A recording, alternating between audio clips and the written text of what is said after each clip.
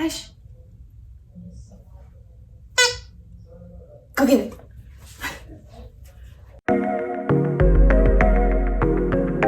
Today I'm talking about what it was like adopting my Australian Shepherd puppy from a local rescue. Before I adopted a dog, I dived into the dark web and did so much research about what it would be like to have one, but it wasn't until I got one that I realized how insane it can be. And some things, oh my gosh, chill. Some things I knew I was in for based on her breed and based on prior videos that I watched that were similar to this. I found a lot of videos that were things that you need to know about X kind of dog, and those were really helpful. So this is my equivalent with specifically a purebred Australian puppy. So I'll give you a few background details. Her name is Hush. That was her name when she got to me. She was about 8 months old when we met each other, and she came from a breed-specific rescue. Now, I got involved with the rescue, letting them know that the goal was to adopt a dog. And I knew essentially that I wanted to be a foster fail, but I wanted to take the foster path because I have a significant other that has shown signs of allergies before with long-haired, shedding sort of dogs. So I wanted to be extra precautious about how they would feel with this dog. I also wanted to make sure there was a connection there because I kind of knew that I would fall in love with almost any dog, but oh my gosh, Hush. It's funny because she normally doesn't even know where the squeaker is. She just chews on the toy. This toy's name is Ross. But without further ado, with those details out of the way, we can talk about the things that I wish I'd known and I wish someone else had vocalized when I was earlier in my journey with a puppy. Foster to adopt programs are not foolproof. I thought that if I took that path, it was pretty much guaranteed that if I had the dog in foster care for long enough, I would know if we were a true match, and all of the issues would arise after a certain period of time. We had her for 3 months, I want to say, December through February, where we had a chance to fully understand what her true colors were going to be. And the reason it was so long, I wouldn't say it's normally that long. It can be anywhere from a couple weeks to a month. Oh my god. Someone had told me when I was teaching yoga that they also fostered a dog and that the dog was totally chill and super fine, and then after 2 weeks it started to show its true colors. And I thought if I had the dog for a few months, I could avoid that completely. So I was wrong. I was totally wrong. I tried to film this video when she would be so crazy, but oh my god, she's a delight. This is super typical, I would say. You would be surprised if you got a really calm Aussie because they're high energy dogs. Oh my god.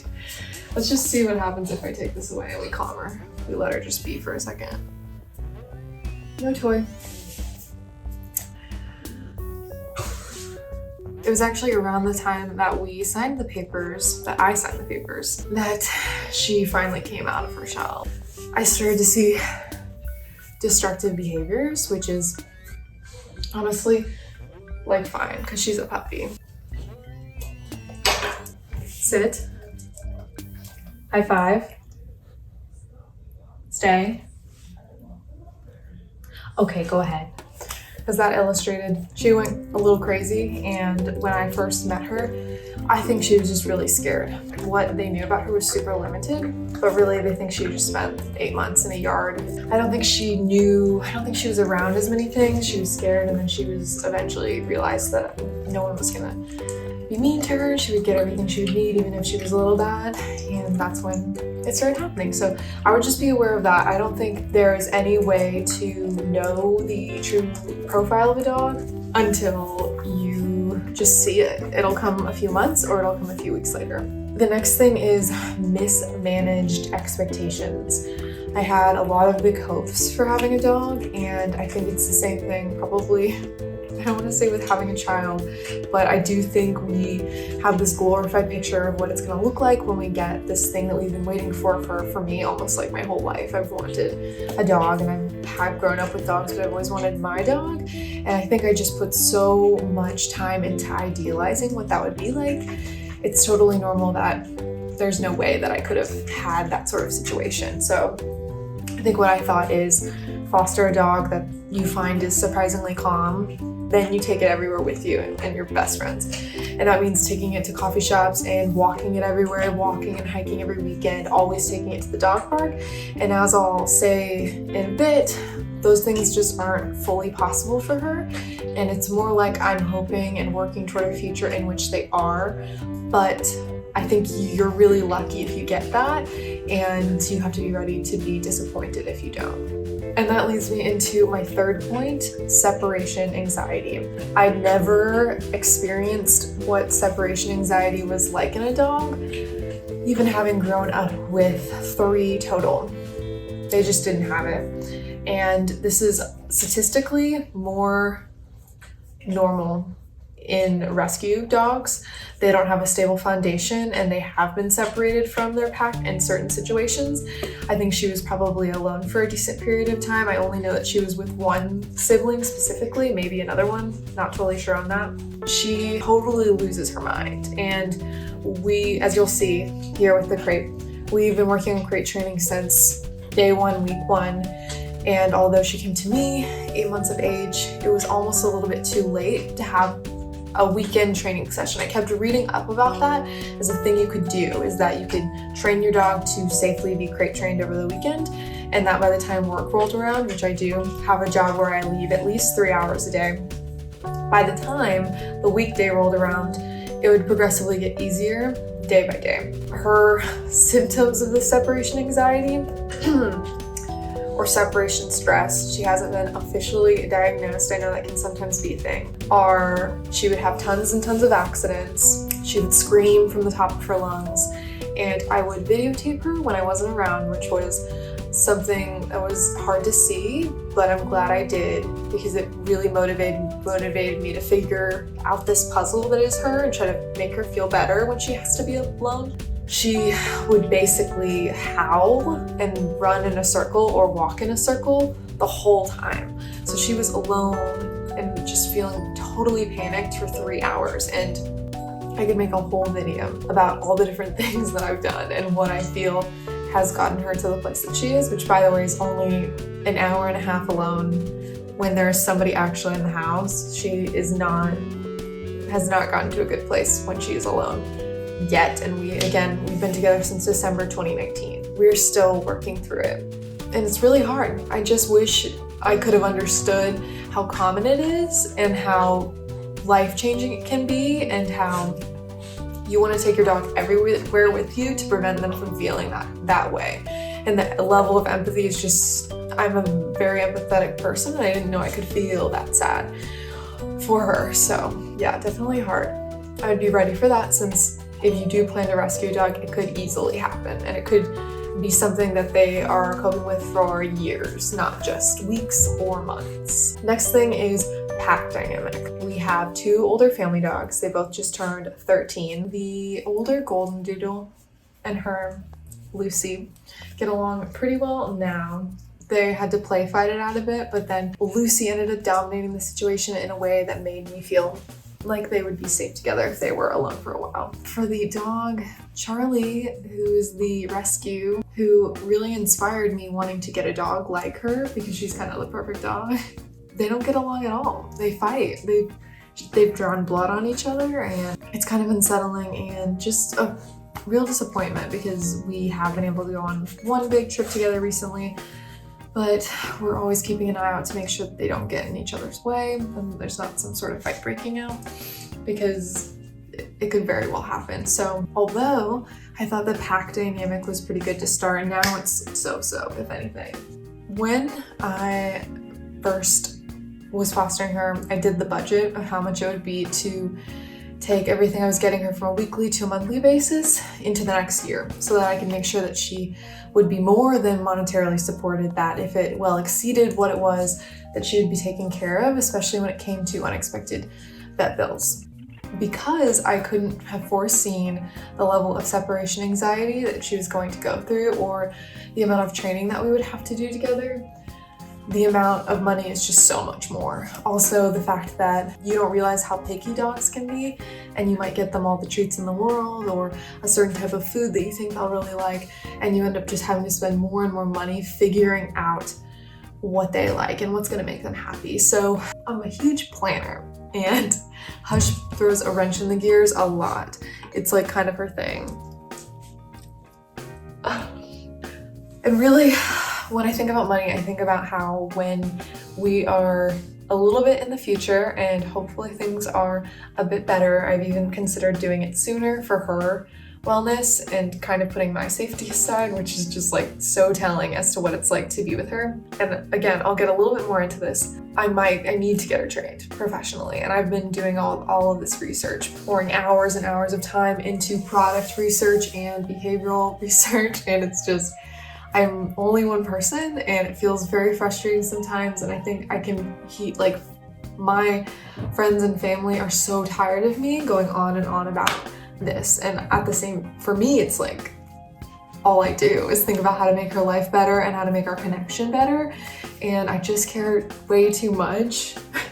So that's that. Having a dog costs a lot of money, who knew? But more than I bargained for. So it does make me a little upset when people think that they can get away with getting a dog and treating it just any which way and giving them the lowest quality food and everything like that, because I understand that food plays a part in the long-term wellness and just their overall happiness from a day-to-day basis. So I'm just obsessed, but luckily she lets me be obsessed. We spoon every night and we do everything together. And I think, trust me, I've tried not to be attached to the hip for her sake and the separation anxiety bit. She has peanut butter on her nose. But honestly, our relationship's at a pretty good point right now. And she's not all over me all the time. Like I appreciate it when she is independent because it's for her overall good. The next bit is the dog park drama, and don't be mad at me, but even though I read about how some dogs don't do well at the dog park and that dog parks are bad for dogs, I thought that because my apartment's dog park was so big and that I could kind of monitor how many people were there at any given time, let's say like 5 people at most, and each with a dog, I thought I could get away with socializing her at the dog park, especially because I don't have any friends with dogs. And I think some of her behavioral issues might have risen from being there so much because she's such a high energy dog. We were going every single day. We were going 3 times a day. It was too much, and I think she loved running and she loved doing what she would do, but there are people that bring their dog to the dog park that don't know what's going on. The dog doesn't have a good recall. The dog does have a history of reactivity, and it got to a point where she was the reactive one. So I think she defended herself one too many times, and now it's her instinct to protect herself, and she will react to a dog that's not doing anything to her. So I do feel I might have let her down there. There's a lot of people out there that warn against going to the dog park, and I just thought that we were an exception to that, but we were not. And my warning to you is, if you have a dog park nearby, to be cautious with how much you take a new dog there, and that you don't use it as a primary socialization tool, and that you don't yourself get too attached to the idea of going. Here's a little bonus one that I don't have in my notes that I thought could have its own little point here. Dog reactivity, or what is sometimes mislabeled as dog aggression. It is when you are walking your dog along, it sees another dog, or there are a number of triggers. For my dog, it is just another dog, usually a bigger one. She absolutely loses it. And maybe you grew up around a dog that did this. You would take it on walks and it would pull a lot. Like when I say dog reactivity, I mean she's real mad. She's upset. She's pulling me down, and she's only 25 pounds. It's hard to be the person with a dog in that situation, and it got to a point where it was like she would continuously react. And the only thing that has helped so far is positive reinforcement, or there might be another term here. If there is, I'll insert it. But whenever we see a dog from whatever distance, I started shoving food in her face, which was sometimes a little scary because I'm talking about like full baring teeth. I just get my hand in front of her and I heavily treat. And I say, friend, friend, friend. And that has seemed to work me through it a little bit better than it was. The idea is that your dog will start to turn to you when it sees another dog and go toward you. Surprisingly, it does work with squirrels and smaller dogs and some of the dogs that she particularly would target in the past. Last thing I'll say is so much love. Deep love for my dog. It's just, it pulls, it swells in me. And from the beginning, my mom, I would call her and I would say like, Mom, I just don't know. When she comes in, it's so hot outside, she pants, she won't stop panting. I'm worried she's not okay.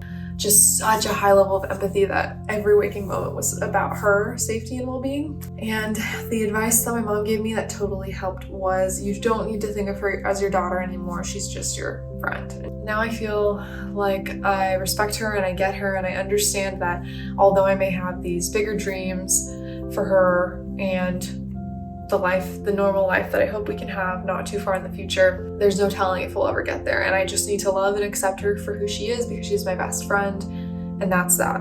And I hope that if you end up with a dog like I do, who's way more than you bargained for and maybe a little destructive, maybe a little anxious, that you go for it. And if you think that you can handle it, and if you've already said yes, you continue to say yes, and you only remove a dog from a home if it's harming other family members in the home, and you go out of your way to connect that dog with an even better home than your own. You do what it takes because that's your dog, that's your best friend. So all of that being said, I love Hush.